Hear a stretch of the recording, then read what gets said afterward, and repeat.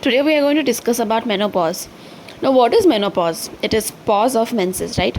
Now that happens 35 to 40 years after menarche. So technically it should happen in the right time. If it is going over the board or if it is being like earlier than the actual time, it is called early menopause. So I think menopause is a normal phenomena. It has so many common symptoms like irritability, hot flashes, urine retention, and urgency. Also, you having something like dryness of vagina, and so many mental symptoms pop up. So there are so many good remedies in homeopathy as such, because today we are discussing drugs with respect to menopause. So I think one important drug I should definitely mention is lachesis. The next one is graphitis. What menarche does to pulsatilla, graphitis and lachesis happens with menopause. They're not well since menopause. So it's like that. So menopausal woman is graphitis, also lachesis, and the menstrual woman who's having not well since menstruation or like menarche is pulsatilla. Now coming to the first symptom here, prolapse post menopause is agaricus. Now it's very clear, right? There is prolapse post menopause. The only cause is post menopause. So that's very clear here. And in general, suffering during menopause. No, they're not mentioning what kind of suffering. It's just given there is suffering during menopause. One remedy you will never forget is lachesis. Second remedy you will never forget is sulfur.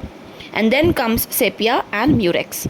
So murex in general is happy when there is leukorrhea, there's profuse leukorrhea and they're happy.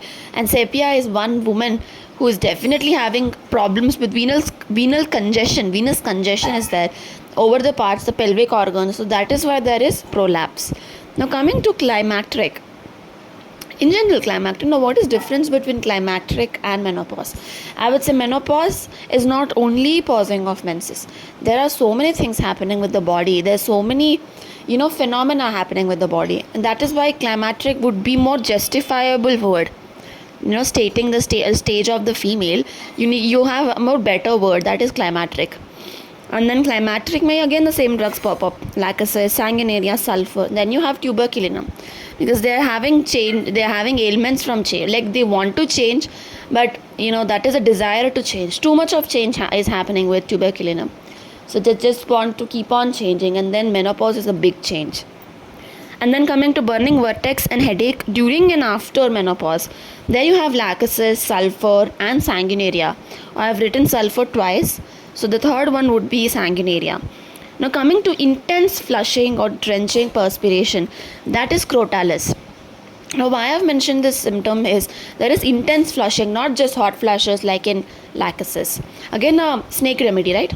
Intense flushing with hot perspiration is crotalis. Hot flashes with cold perspiration is lachesis. Now coming to amyl nitrosum is also given here along with belladonna, lachesis and glonine. Again it's given under glonine that you have hot flashes, flashes of heat. That is what given, flashes of heat at climacteric under glonine drug under keynotes again. So that is with respect to more towards throbbing headache and then throbbing sensation and everything. Now you have when lachesis or sulfur fail, that is when sanguinaria comes. And then finally you have onset of tumors, especially at climacteric. Now what is onset of tumors, especially at climacteric? They're not, sometimes you have prolonged menstruation, then that indicates something like tendency to have tumors in uterus and all. So sulfur is the remedy, we are discussing it today. So I think menopause has so many common symptoms, again I've discussed, and menopause has so many peculiar symptoms as such.